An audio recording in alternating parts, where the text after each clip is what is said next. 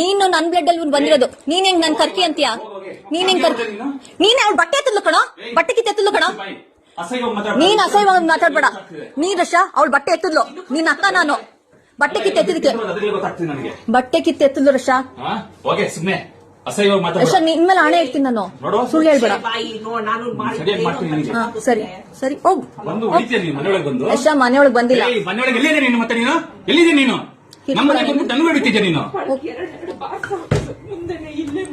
ಎರಡ ಏ ಸುಳ್ಳು ಹೊಡೆದಿರೋದು ಪ್ರೂಫ್ ಇದೆ, ಮಕ್ಕದಲ್ಲಿ ಊದಿರೋದು. ಯಶಾ ಹೊಡೆದಿದ್ದೀನಿ ನಿನಗೆ.